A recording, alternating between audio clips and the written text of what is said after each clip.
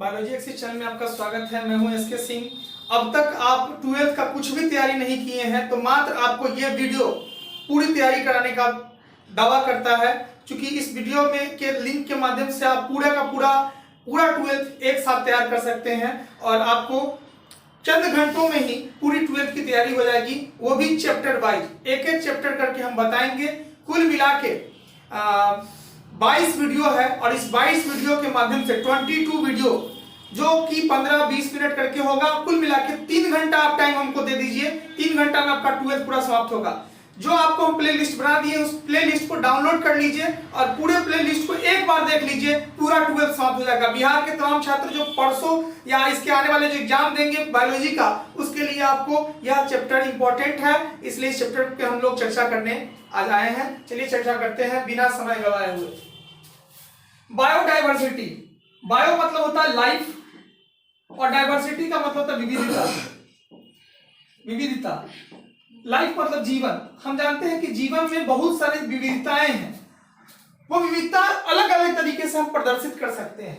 हम जानते हैं कि हमारा जो शरीर है उस शरीर में कोशिकाएं हैं, कोशिकाओं के अंदर न्यूक्लियस है, न्यूक्लियस के अंदर जीन है और जितने भी जीन हैं, जितने अलग अलग प्रकार के जीने हैं, हर व्यक्ति का यहाँ तक कि हमारे शरीर के अलग अलग सेल में भी अलग अलग जीन है, अलग अलग कंपोनेंट से मिलकर बना हुआ है। तो अलग अलग तरह के जीन होंगे, अलग अलग तरह की स्पीशीज दुनिया में मौजूद है।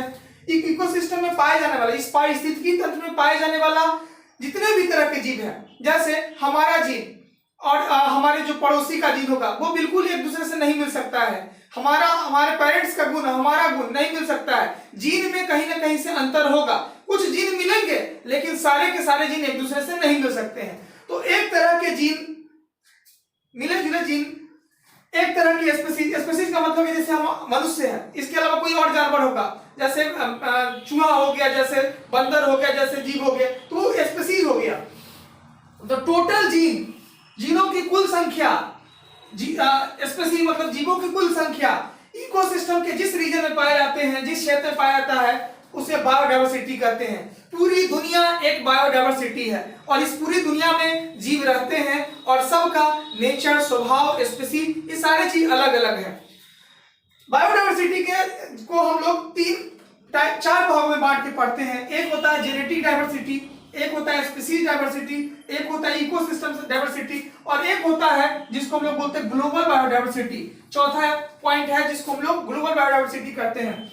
तो सबसे पहले हम लोग बोलते हैं जेनेटिक डाइवर्सिटी। जब हम मान लीजिए कि एक चावल की वैरायटी लेते हैं, तो चावल दुकान में जब लाते हैं ये तो आपको कहेगा कि ये 40 रुपए है, ये 30 रुपए, ये 60 रुपए, 100 रुपए है। अर्थात सब के अंदर कुछ ना कुछ जीन अलग अलग हो सकते हैं। तो अर्थात चावल सब है लेकिन चावल की जो गुण है या सब चावल की जो मात्रा है वो अलग अलग तरीके की होगी जीन की।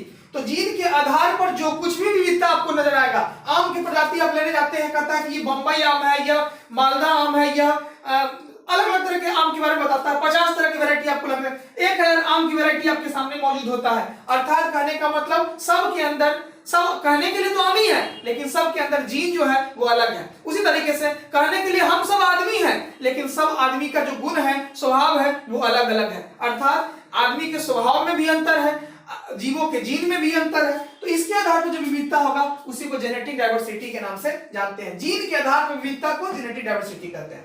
अब बात करते हैं स्पीशीज डाइवर्सिटी। स्पीशीज मतलब होता है जीव और डाइवर्सिटी मतलब होता है विविधता। The variety of species within a region. इस पृथ्वी पे अलग अलग तरह की वैरायटी है। जैसे हम लोग गर्म प्रदेश में रहते हैं तो हम लोग के जो आबादी है, जैसे मनुष्य हो गया, जीव जंतु हो गया, कीड़ा मकोड़ा हो गया, वो सारे एक अलग अलग स्पीशीज है और सारे स्पीशीज एक दूसरे से अंतर है। सबके रहने सहने का ढंग भी अंतर है। जैसे कुत्ता का, बिल्ली का, शेर का, चूहा का, बंदर का, आदमी का, जितने भी जानवर हैं तो सब तो स्पीशीज ही है लेकिन सब में विविधता है। तो जब स्पीशीज के आधार पर अंतर करते हैं तो वो स्पीशीज डाइवर्सिटी के नाम से आते हैं। सब जीव है लेकिन सबके गुणों में अंतर है, सब में जान है, सब लाइफ प्रोसेस की सारी प्रक्रिया करता है लेकिन फिर भी सब में अंतर है। तो ऐसे डाइवर्सिटी को स्पीशीज डाइवर्सिटी कहते हैं। तीसरा होता है इकोसिस्टम डाइवर्सिटी। इकोसिस्टम की डाइवर्सिटी किसको बोलते हैं? Variation in habitat. रहने सहने के आधार पर हमारे यहाँ जो है विविधता देखने को मिलती है। जैसे कोई जो है किसी खास एरिया में इकोसिस्टम के आधार पर कोई खास एरिया में रह रहा है, कोई जंगल में रह रहा है, कोई वर्षा वाला क्षेत्र है, कोई मरुभूमि में रह रहा है। तो इकोसिस्टम निर्जीव के अलग अलग कंपोनेंट है, कहीं कहीं पानी है, कहीं धरती है, कहीं गर्म प्रदेश है, कहीं ठंडा प्रदेश है। जैसे ठंडा प्रदेश के लोगों की हाइट बहुत ज्यादा होता है, गर्म प्रदेश के लोगों का हाइट उस तरह का नहीं है। विदेश से जो खिलाड़ी सब हम लोग के यहाँ खेलने आता है उसकी हाइट बहुत ज्यादा होती, हम लोग की हाइट कम। अर्थात कहने का मतलब ये हमारे यहाँ इकोसिस्टम है, हमारा ऐसा इकोसिस्टम है जिसमें अलग अलग तरह की चीजें हैं, जिसमें तो उसके आधार पर जो आपको अंतर देखने को मिलता है, तो यह चीज कहलाता है इकोसिस्टम डाइवर्सिटी, जिसमें हम हैबिटेट के हिसाब से, रहन सहन के हिसाब से, एबायोटिक इन्वायरमेंट के आधार पर हम अंतर करते हैं। ऐसे डाइवर्सिटी इकोसिस्टम डाइवर्सिटी कहते हैं। वही हम चौथा देखने जा रहे हैं, जिसको हम लोग बोलते हैं, चौथा को हम लोग देखने जा रहे हैं, जिसको बोलते हैं global biodiversity. According to IUCN, IUCN का मतलब होगा international union of conservation nature, 2014 में के रिकॉर्ड के हिसाब से कहा गया कि दुनिया बहुत बड़ा है, वैश्विक स्तर पर बहुत बड़ा है और हर जगह के क्लाइमेट अलग अलग है। ठंडा प्रदेश के बच्चों का वृद्धि और विकास और गर्म प्रदेश की वृद्धि और विकास अलग अलग होता है। अर्थात दुनिया के अलगाव के हिसाब से जो है ये डाइवर्सिटी, ग्लोबल डाइवर्सिटी अलग अलग है। तो ग्लोबल वैश्विक स्तर पे जब हम बात करते हैं तो कहीं कोई जीव मिलेगा, कहीं कोई जीव नहीं मिलता है, कहीं का मौसम किसी तरह का है, कहीं सालों भर बर्फ ही बर्फ है, कहीं गर्म है, कहीं ठंडा है। तो ये जो डाइवर्सिटी है ग्लोबल के आधार पर हम लोग जो तुलना करते हैं तो ये ग्लोबल डाइवर्सिटी के नाम से जानते हैं वैश्विक स्तर पर। अब आता है यहाँ पे एक टॉपिक है जिसका नाम है हॉट स्पॉट। हॉट स्पॉट का मतलब ये नहीं हो गया कि वाईफाई ऑन कीजिए हॉट स्पॉट पकड़ लिया। हॉट स्पॉट ये हो गया, हम जानते हैं कि बहुत सारे ऐसे स्पीसीज हैं जो मुश्किल परिस्थिति में है, आज नहीं तो कल वो समाप्त हो सकते हैं, इंडेंजर्ड स्पीसीज है, संकटग्रस्त प्रजातियां हैं। तो इन प्रजातियों को बचाने के लिए एक खास तरह की एरिया बनाया जाता है, एरिया ऑफ कंजर्वेशन। एक ऐसा एरिया बनाया जाता है, एक ऐसा क्षेत्र बनाया जाता है जहां पर वो सारी चीज को सुविधा दिया जाता है जो उस ऑर्गेनिज्म को जरूरत है, चाहे वो भोजन की व्यवस्था हो, चाहे वो पानी की व्यवस्था हो, चाहे वो रिप्रोड्यूस करने के लिए दो ऑर्गेनिज्म की आवश्यकता है, वो सारे चीज वहां पर ज्यादा से ज्यादा मात्रा में प्रोवाइड किया जाता है। और उसके लिए टीम होते हैं, डॉक्टर्स के टीम होते हैं, बाकी टीम होते हैं और उसको बचाने के लिए अथक प्रयास करते हैं ताकि वो समाप्त नहीं हो जाए पृथ्वी से। तो यही चीज कहलाता है हॉट स्पॉट के नाम से जाना जाता है। अब हम लोग बात करते हैं, ये तो हो गया, अब हम लोग यहाँ पर बात करते हैं कंजर्वेशन ऑफ बायोडाइवर्सिटी। हम जानते हैं कि बायोडाइवर्सिटी हम लोगों के लिए इंपॉर्टेंट है और इसको बचाना भी हम लोग के लिए उतना ही इंपॉर्टेंट माना जाता है। तो इसको हम लोग कैसे कंजर्व करेंगे, कैसे बचाएंगे? तो बायोडाइवर्सिटी को कंजर्व करने के लिए मुख्य रूप से दो तरीके हैं, एक है इन सीटू कंजर्वेशन और एक होता है ex situ conservation. In situ conservation का मतलब होगा कि जो जीव जहां है उसी जगह पर उसको सारी सुविधाओं के साथ सुरक्षित रखने का जो काम किया जाता है उसको इन सीटू कंजर्वेशन के नाम से जानते हैं। जैसे बायोस्फीयर रिजर्व्स, जैसे नेशनल पार्क, जैसे वाइल्ड लाइफ सेंचुरी, जैसे स्कार्ड फॉरेस्ट, ऐसे वो जगह होते हैं जो सरकार के देख रेख में होते हैं और इसका हम लोग देख रेख करने के साथ साथ उस जो जीव जहां है वहीं पर उसको सुरक्षित रखते हैं। इसको इन सीटू कंजर्वेशन के नाम से जानते हैं। कंजर्वेशन का मतलब हो गया बचाव, उसको वहीं रख के बचाने का काम करते हैं। जबकि एक्स सीटू कंजर्वेशन क्या होता है कि जैसे बॉटनिकल गार्डन, किसी अब कहीं एक एरिया है, उस एरिया में हम प्लांट ले आके अलग अलग जगहों से प्लांट ले आके रखते हैं, उसको सुरक्षित रखते हैं, उसका देख रेख करते हैं। तो उसका वो जो होता है बॉटनिकल गार्डन होता है। क्यों बॉटनिकल गार्डन, जो इंग्लैंड में है, दुनिया का सबसे बड़ा बॉटनिकल गार्डन के रूप में जाना जाता है। इसके अलावा आपको कलकत्ता में बॉटनिकल गार्डन है। तो कुल मिला के इसके अलावा जूलॉजिकल पार्क जो होता है ये भी बनाया हुआ आदमी के द्वारा होता है। सीड बैंक, पॉलन बैंक, अलग अलग तरह के सीड के प्रजातियों को एक खास मौसम में, खास क्लाइमेट में, खास एलिमेंट के अंदर रखा जाता है, तो सीड या पॉलन बैंक होता है। जीन बैंक होता है, दुनिया में जीन के देखते हुए जीन की अलग अलग संख्याएं हैं, जीन के अलग अलग प्रकार है, तो उसके हिसाब से जीन बैंक खोला गया।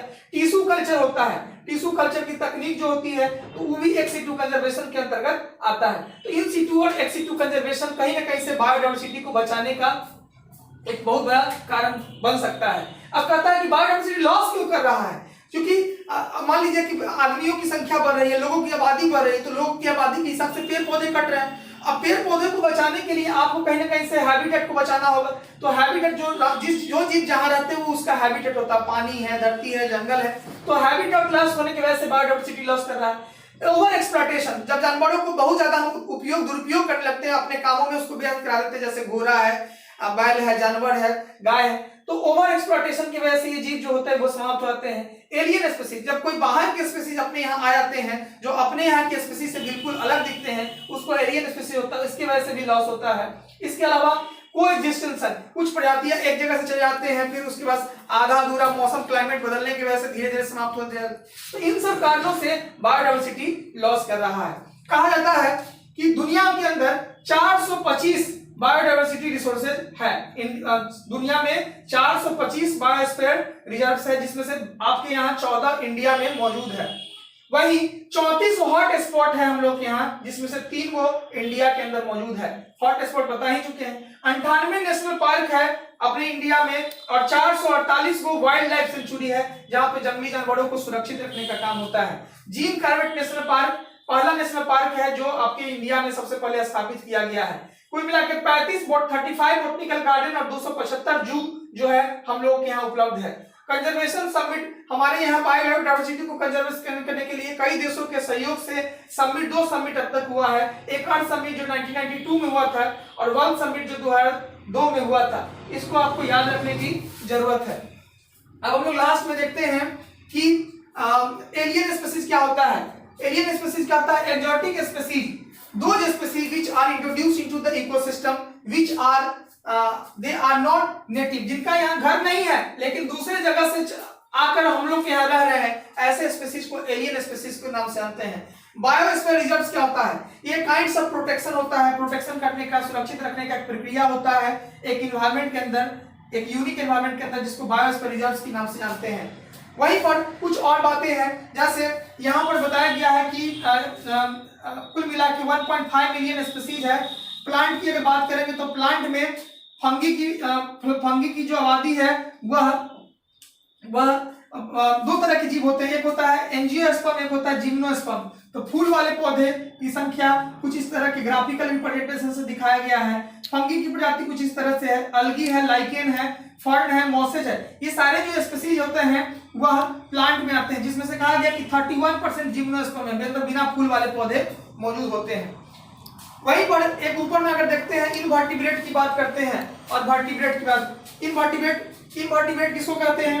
इनवर्टिब्रेट किसको कहते हैं? इनवर्टिब्रेट का मतलब जिसमें रीढ़ की हड्डी नहीं होती उसको इनवर्टिब्रेट कहते हैं, जिसमें रीढ़ की हड्डी मौजूद होते हैं उसको वर्टिब्रेट कहते हैं। जब हम अकशेरुकी अर्थात इनवर्टिब्रेट या नॉन कॉर्डेट्स की बात करें तो सबसे अधिक आबादी इस पृथ्वी पे इंसेक्ट की है, उसके बाद मोलस्का है, क्रस्टेशियन और कुछ अदर ग्रुप्स है।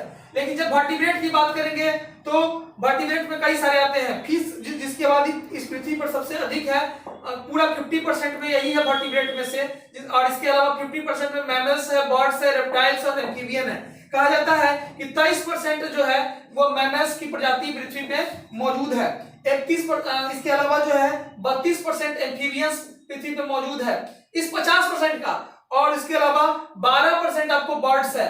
तो 32 हो गया, 23 हो गया, 12 हो गया, और कुल मिला के फिश की कुछ प्रजातियां मौजूद है। तो इस तरह से रेप्टाइल्स की। तो ये हमारा जो बायोडायवर्सिटी के बारे में बात थी ये हमारा समाप्त हुआ। अब एक लास्ट चैप्टर बचा हुआ है जो है चैप्टर 16, देखना ना भूले, ये लास्ट टॉपिक होगा और आपको सारी तैयारी एक ही प्लेलिस्ट के अंदर आपको मिल रहा है। आप 4 घंटा मात्र वीडियो देख लीजिए, आपका पूरी जो 16 चैप्टर है वो एक साथ समाप्त हो जाएगा। आपको लाइक शेयर सब्सक्राइब शेयर करना है, क्योंकि बिहार के तमाम छात्रों को बायोलॉजी की जरूरत है। जिन्होंने लॉकडाउन में तैयारी नहीं की है उन छात्रों के लिए स्पेशली मैंने ये वीडियो बनाया है। Thank you for watching me.